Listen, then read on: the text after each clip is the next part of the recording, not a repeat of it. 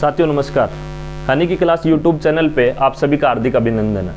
Pre BSTC या pre DElEd का exam देने वाले सभी जो साथी हैं उनके लिए ये वीडियो बहुत महत्वपूर्ण होने वाला है। इस वीडियो के अंदर अपन 2 पॉइंट पे बात करने वाले हैं। एक, पेपर को अटेम्प्ट कैसे करना है, और दूसरा जो निर्देश है एग्जाम से पहले, जो निर्देश है जो अपने को फॉलो करने हैं एग्जाम के दौरान और एग्जाम से पहले, उन पे मैं बात करने वाला हूँ। पहले बात करेंगे अपन निर्देश पे।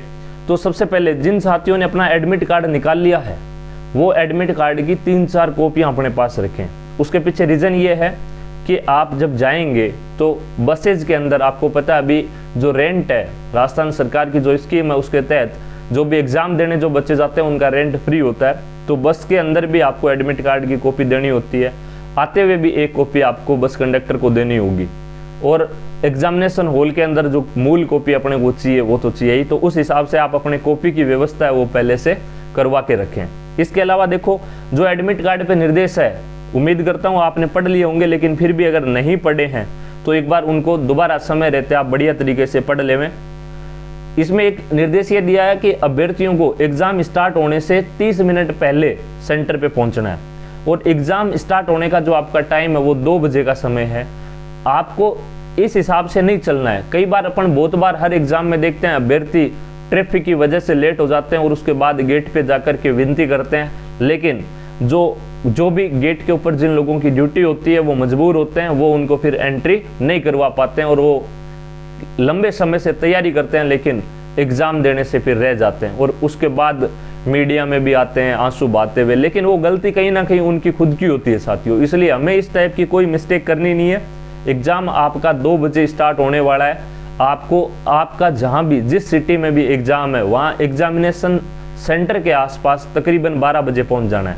आपको एग्जामिनेशन सेंटर के आसपास 12 बजे पहुंच जाना है ताकि आप आराम से वहां रेस्ट कर सकें, अपनी सारी चीजें आप चेक कर सकें, और एग्जामिनेशन सेंटर से 12 बजे के आसपास के बाद आप इतनी दूरी पे रहें कि एग्जामिनेशन सेंटर तक आप पैदल जा सकें, क्योंकि वहां जब ट्रैफिक होगा, जरूरी नहीं है आपको व्हीकल मिले या ना मिले, तो उस हिसाब से आप पैदल पहुंच सकें। इतनी डिस्टेंस पे जाके 12 बजे के आसपास आप रुक जाएं, आराम से रेस्ट करें। बहुत बार क्या होता है, अपन ऐसे देखते हैं कि हाँ मैं तो अपने पर्सनल व्हीकल से जाऊंगा और 1:30 बजे इन्होंने बुलाया है, 1 घंटे का मेरे से तो दूर इतना ही रास्ता है, मैं तो पहुंच जाऊंगा, और एकदम अपन 12:30 बजे या 12 बजे के बाद घर से रवाना होते हैं। उसके बाद भागा दौड़ी के साथ जाते हैं। पहली बात तो कई बार ट्रैफिक की वजह से अपन वहाँ पहुँच भी नहीं पाते, और अगर पहुँच भी जाते हैं तो कहीं ना कहीं जो अभ्यर्थी जो एग्जाम देने वाला है उसकी हार्ट बीट इतनी बड़ी हुई होती है कि वो एग्जामिनेशन हॉल में जाकर के भी फिर उससे रोल नंबर गलत भरे जाते हैं, मतलब वो फिर धैर्य के साथ काम नहीं कर पाता। इसलिए हमें आराम से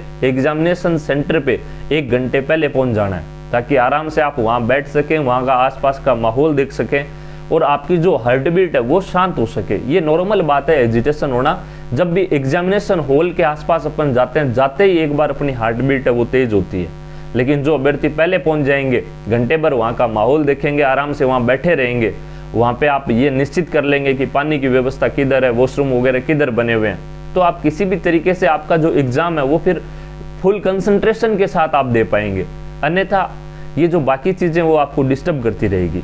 तो एक तो बहुत ज़रूरी बात है ये, आपको टाइम से पहुंचना है। कोशिश यही करें एग्जामिनेशन जो भी सिटी आपकी जहाँ पे भी है वहाँ पे आप 12 बजे के आसपास पहुंच जाएं, और एग्जामिनेशन सेंटर से ज़्यादा दूर न रुकें। 100, 200, 300 मीटर तक की दूरी पे आप जाके रेस्ट करें आराम से, जहाँ से आप पैदल आपके एग्जामिनेशन हॉल तक पहुँच सके। इसके अलावा जो आपकी ये मूल कॉपी आपको प्रवेश पत्र एडमिट कार्ड की लेकर जानी ही है, इसके साथ एक आपकी वैध आईडी, मूल आईडी, आधार कार्ड हो सकता है, पहचान पत्र, पैन कार्ड, मोस्टली बच्चों के पास आधार कार्ड होता है, तो वो जरूर आपका ओरिजिनल लेकर के साथ में जाएं। इसके अलावा एक चीज ये आपको पता ही है, बीएसटीसी के अंदर प्रश्न पत्र है वो हमें साथ में नहीं मिलते हैं। अभ्यर्थी अपने साथ प्रश्न पुस्तिका नहीं ले जा सकेंगे, तो आपको क्वेश्चन पेपर अपने साथ में नहीं मिलेगा, ये ध्यान रखना है। फोटो एवं सामान्य सूचनाएं उत्तर पत्रक में पहले से अंकित है, लिहाजा अभ्यर्थियों को प्रश्न पत्र पुस्तिका का नंबर एवं सीरीज अंकित करते हुए हस्ताक्षर करने। फोटो एवं सामान्य सूचनाएं, आजकल क्या ये पिछली बार पीटीटी एग्जाम में भी हुआ था, जो ओमार सीट है उस पे बच्चे की फोटो और सामान्य डिटेल लगभग फिल की हुई आती है। इसलिए एक तो ज़्यादा घबराना नहीं है, और एक जैसे ही आपको ओमार दे, मतलब कई बार क्या बच्चों के दिमाग में ये रहता है कि मेरा ओमार भरने से रह नहीं जाए, ज़्यादा समय नहीं लग जाए मेरे को, मेरा क्वेश्चन पेपर है वो छूटने जाए। तो इस टाइप से वो डिस्टर्ब हुए रहते हैं और जल्दबाजी में काम करने की कोशिश करते हैं। ओमार पे मोस्टली चीज़ें आपकी फिल की हुई आ रही है, बहुत नॉर्मल सी डिटेल आपको भरनी है जिसमें आपको ज़्यादा समय नहीं लगेगा। इसलिए ओमार देने से पहले बढ़िया तरीके से उसको चेक कर लेवें, आसानी से उसको चेक करें, ओमार के सारे कॉलम पढ़ लेवें, उसके बाद ही आराम से भरें। मिस्टेक नहीं करनी है ओमार भरने में। आपको पता है ओमार के अंदर व्हाइटनर वगैरह का इस्तेमाल नहीं होता है, आपको वहाँ पे इन्विजिलेटर ये चीज़ें अवेलेबल नहीं करवाएंगे, और करवाएंगे तो भी वो चीज़ें फिर आगे जो आपका विभाग एग्जाम ले रहा है वो आपकी ओमार निरस्त कर सकता है। इसलिए ऐसी रिस्क लेनी ही नहीं है और ना ही इस टाइप का कोई अपने को मिस्टेक है वो करनी है, ताकि हर एक चीज़ ओमार के अंदर आराम से भरें। आप पहले ओमार लो, आराम से पढ़ो उसको, जल्दबाजी मत करो। 2 मिनट 4 मिनट एक्स्ट्रा लग जाएगी चलेगा, लेकिन गलती हो गई तो फिर आपका पेपर भी अच्छा नहीं होगा। ओमार में अगर मिस्टेक हो गई पूरे पेपर में वो चीज़ डिस्टर्ब करेगी आपको, इसलिए ये चीज़ अपने को ध्यान में रखनी है। परीक्षा समाप्ति पर उत्तर पत्रक एवं प्रश्न पत्रक पुस्तिका परीक्षा कक्ष के वीक्षक को सौंप देंगे। ये दोनों चीजें, आपका ओमार भी और आपका क्वेश्चन पेपर, दोनों इन्विजिलेटर जो भी होंगे वो आपसे लेंगे, तो ये चीज ध्यान रखनी है। परीक्षा कक्ष में किसी प्रकार की विद्युत, इलेक्ट्रॉनिक आदि उपकरण, अनुसूचित साधनों को लाया जाना पूर्णतया निषिद्ध है। जो महिलाएं साथी है, जो छात्राएं हैं, वो ध्यान देवें, कोई भी ऐसी चीज पहनकर न जावें, है ना, जिससे वहां फिर अगर देखो दोनों चीजें, हालांकि इसमें ऐसा कुछ क्लियरली दिया नहीं है, लेकिन विद्युत इलेक्ट्रॉनिक के लिए तो मना किया है, लेकिन जो दूसरे निर्देश है कि जैसे बहुत बार बड़े बड़े ईयर रिंग्स वगैरह पहने हुए होते हैं, तो उसमें क्या है आजकल लगभग एग्जामिनेशन के अंदर वो अलाउ नहीं करते हैं ये सारी चीजें। तो आप पहले घर से ही उस हिसाब से तैयार होके जाएं कि ये सारा, क्योंकि अपन वहां पे कुछ शो के लिए तो जा ही नहीं रहे हैं और ना ही किसी फंक्शन में जा रहे हैं, एग्जाम देने के लिए जितना सिंपल आप जा सकते हैं उतना सिंपल होकर जाएं, ताकि वहां आपको ऐसी दुविधा का सामना ना करना पड़े। फिर वहां आप जाओ और वो आपको बोले कि ये कान वाला निकाल दो और ये निकाल दो, और ऐसे कपड़े पहन के जाओ, वो बोले कि इनको बाहर रखो, तो वो फिर उसमें क्या है कि फिर डिस्टर्ब हो जाते हैं, फिर एग्जाम भी थोड़ा है वो अच्छे से नहीं हो पाता। तो ये चीज़ों को आपको ध्यान रखना है। तो ये तो अपन ने बात की निर्देशों पे। अब अपन बात करने वाले हैं कि आपको जो आपका क्वेश्चन पेपर है वो अटेम्प्ट कैसे करना है। साथियों, क्वेश्चन पेपर के अंदर आपको ये चीज़ ध्यान देनी है। पहली बात तो आप जो पेन लेके जा रहे हैं वो पेन आप थोड़े अभी इस्तेमाल कर लेना। अभी आप जाएं तो रास्ते में या कहीं भी एकदम नए फ्रेश पेन अपने को लेकर के नहीं जाने हैं।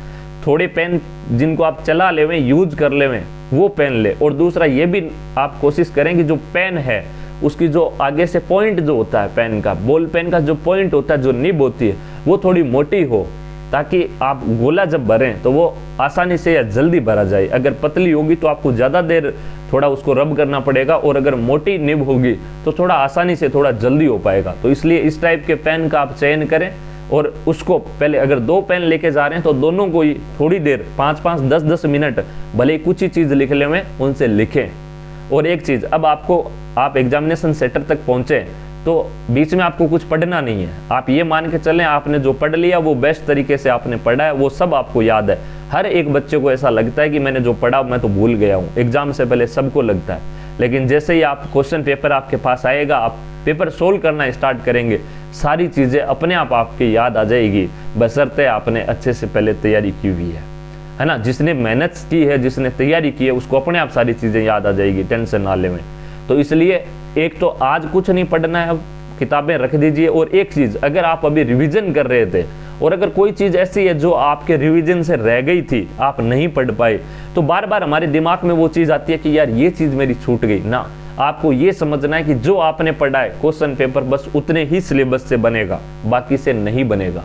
तो आपको माइंड को अपने एक तरीके से, हर तरीके से पॉजिटिव रखना है, एक सकारात्मक सोच के साथ आपको एग्जामिनेशन हॉल तक पहुंचना है। तो ये चीज़ें जो थी, अब बात कर रहा हूँ पेपर अटेम्प्ट कैसे करना है।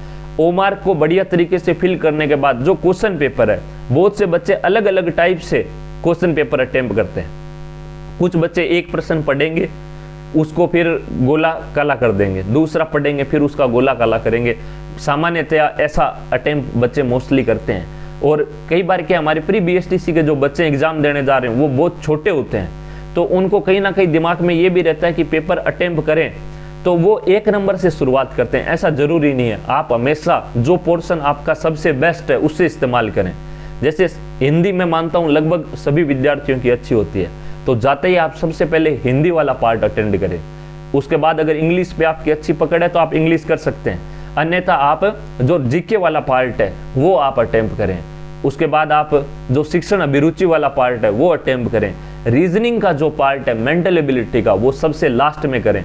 और एक चीज, जैसे हिंदी के 50 मान लो जितने भी क्वेश्चन है अपने शिक्षण अभिरुचि के, जैसे 50 क्वेश्चन है, आपने जाते ही सबसे पहले मान लीजिए एक कोई भी चीज अटेम्प्ट करी। शिक्षण अभिरुचि मान लो किसी बच्चे का, एक एग्जांपल दे रहा हूँ, किसी बच्चे की शिक्षण अभिरुचि पे बहुत अच्छी पकड़ है और उसने सोच लिया कि मेरे को शिक्षण अभिरुचि अटेम्प्ट करनी है। आप 50 क्वेश्चन पढ़ें। सबसे पहले 1 नंबर प्रश्न आपने पढ़ा, वो अगर आ रहा है आपको तो उसको पेपर में सही टिक लगा लो। 1 नंबर जैसे आपको प्रश्न पढ़ा, उसका आंसर आपको पता है, पेपर में उसमें अगर सी है तो आप पेपर में सी पे टिक लगा लो, छोटा सा पेपर सी पे टिक लगा लिया। उसके बाद 2 नंबर प्रश्न पढ़ो, आपको आ रहा है, जो भी उसमें विकल्प है पेपर में ही टिक लगा लो, ओमार में नहीं भरना। ये मैं आपको अपना तरीका बता रहा हूँ, मेरे हिसाब से ये तरीका बेस्ट है। 3 नंबर आपने क्वेश्चन पढ़ा, पढ़ते ही आपको लगा कि यार इसमें संदेह मेरे को नहीं आ रहा, उसको छोड़ दो, क्वेश्चन के ऊपर राउंड लगाओ। 3 नंबर क्वेश्चन पे पेपर पे राउंड लगाओ, उसको अभी छोड़ दो। वहां आपको वक्त जाया नहीं करना है, सोचना नहीं है। पहली बार आपको जो क्वेश्चन पढ़ते ही आ रहे हैं सिर्फ वही अटेम्प्ट करने हैं। 4 नंबर पढ़ो, जो उसमें विकल्प है भर दो। ऐसे करके 50 क्वेश्चन तक आप जाओ। शिक्षण अभिरुचि के 50 क्वेश्चन है, वहां तक आप पहुंचो। और उसके अंदर आप ये नोटिस करो कि जैसे 50 क्वेश्चन में से आप 35 के क्वेश्चन पहले राउंड में कर लोगे। 35-30 जितने भी होते हैं उतने क्वेश्चन आप कर लोगे, उन पे टिक लगा लोगे। 10-15 क्वेश्चन ऐसे होंगे जो एक बार पढ़ने से आपको नहीं आ रहे होंगे, आपको थोड़ा संदेह होगा, उन पे आप राउंड लगा के छोड़ दो, अभी उनको आपको नहीं पढ़ना है। अब जो 35 क्वेश्चन 50 में से जिन 35 पे आपने सही का निशान लगाया, टिक लगा दिया, जो आपने कर लिए हैं, पहले उनको ओमार में भर लो। ओमार में बढ़िया ध्यान पूर्वक उनको आप भर लो, उनके गोले काले कर लो। इससे क्या होगा, शिक्षण अभिरुचि के जो क्वेश्चन आपको आ रहे थे आपने अटेम्प्ट कर दिए, इसके अलावा उनके ओमार भी आपने भर दी, तो आपके एक प्रेशर कम हो जाएगा कि यार ओमार भरनी है। अब आप दूसरे पार्ट पे जाओ। अब अगर आपको लगता है कि मेरे को हिंदी पढ़नी है तो आप हिंदी में जाओ और हिंदी वाला पार्ट पढ़ लो। उसको सेम इसी तरीके से करो। हिंदी के जैसे मान लो अगर 30 क्वेश्चन है, आपको 25 आ रहे हैं, 25 कर दो, 5 पे गोला लगा ऐसे राउंड लगा के छोड़ दो, अभी नहीं करने। उसके बाद जीके जो भी आपके जो बाकी पार्ट है वो सारे कर लो। लास्ट में आप रीजनिंग में आओ, रीजनिंग को भी सेम इसी तरीके से करो। कुछ क्वेश्चन ऐसे हैं जो बहुत टाइम टेकिंग होते हैं, उनको पहले अटेंड मत करो, जो आपको आ रहे हैं उनको तुरंत आप अटेम्प्ट करो, ओमार में भरते जाओ। एक पार्ट को पहले पेपर में टिक लगाओ, उसी को ओमार में भरो, दूसरे पार्ट को करो, उसको ओमार में भरो। इस हिसाब से आपका काम पूरा हो जाएगा। उसके बाद ये ओमार में भरने के बाद फिर वापस शिक्षण अभिरुचि पे जाओ। अब जो 15 क्वेश्चन आपने छोड़ दिए थे, जो आपको लगा था कि मेरे को थोड़ा सोचना पड़ेगा, उन 15 क्वेश्चन को अब सोल्व करो। और सोल्व करने के साथ साथ अब जैसे जैसे आप कर रहे हो उनमें टिक लगाओ, ओमार में भरो। अब देखो एक चीज और, माइनस मार्किंग नहीं है, इसलिए जो भी क्वेश्चन आपको अगर आ रहा है तो भी टिक लगाओ, नहीं आ रहा है तो भी आप अपने हिसाब से भरो। लेकिन एक चीज, शिक्षण अभिरुचि का पार्ट इसलिए महत्वपूर्ण हो जाता है कि पहले ये ऑप्शन हुआ करता था कि एक ऑप्शन अगर सही है 3 नंबर मिल जाते थे, दूसरे में भी भर दिया 2 नंबर 1 नंबर मिल जाते थे, मतलब 3 ऑप्शन कहीं ना कहीं सही होते थे। लेकिन अभी वो सिस्टम नहीं है, अभी हमारे पास यही होता है, एक ही ऑप्शन सही होता है। तो अगर आप सही विकल्प तक पहुंच गए तो 3 नंबर मिलेंगे, वरना कुछ नहीं मिलेगा। इसलिए ध्यानपूर्वक अटेम्प्ट करना है, जल्दबाजी नहीं करनी है। तो इस हिसाब से 15 क्वेश्चन आपने शिक्षण अभिरुचि के कर लिए, हिंदी के बचे हुए 5 क्वेश्चन कर लिए, ऐसे इंग्लिश के बचे हुए पार्ट वाले कर लिए। अब आप क्वेश्चन करते जाओ, ओमार बढ़ते जाओ। आ रहा है तो उस हिसाब से करो, नहीं आ रहा है तो भी आप गोला भर लो। ये वाला सिस्टम आप अपनाओगे, इसी प्रकार आप लास्ट में टीचिंग एप्टीट्यूड से शुरू करके मेंटल एबिलिटी जो आपकी रीजनिंग है वहां तक आप पहुंच जाओगे। अब उसके क्वेश्चन आप सोल्व करते रहो, है ना। सोल्व जो आपके बड़े क्वेश्चन है उनको सोल्व करो, भरो।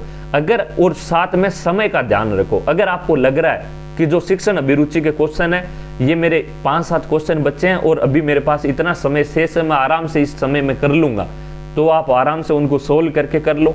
कई बार कुछ बच्चे जिनकी बहुत ज्यादा प्रैक्टिस नहीं की भी होती, उनके क्या लास्ट में समय फिर बहुत कम 2-3 मिनट का समय मिलता है और क्वेश्चन ज्यादा रह जाते हैं। फिर आप अगर ऐसी सिचुएशन, आप पहली बात तो आप शुरुआत से ये ध्यान रखो कि ऐसी सिचुएशन ना बने, लेकिन फिर भी अगर ऐसी सिचुएशन बन जाती है, लास्ट में 2-3 मिनट का समय रहता है और आपके क्वेश्चन पेपर में 10-15 प्रश्न रह गए, आपको ये लग जाए कि मैं पढ़ के नहीं कर सकता, तब पेपर साइड में रख दो और सीधे गोले भर दो, क्योंकि अगर पढ़ के करोगे 2-3 गोले भर पाओगे, और अगर 15 क्वेश्चन बच्चे में सीधे करोगे तो माइनस मार्किंग है नहीं, उसमें बहुत सारी चीज़ें हो सकता है आपके 3, 4, 5 जो आपके लक पे डिपेंड करेगा क्वेश्चन सही हो जाए। तो ये कुछ महत्वपूर्ण निर्देश थे साथियों।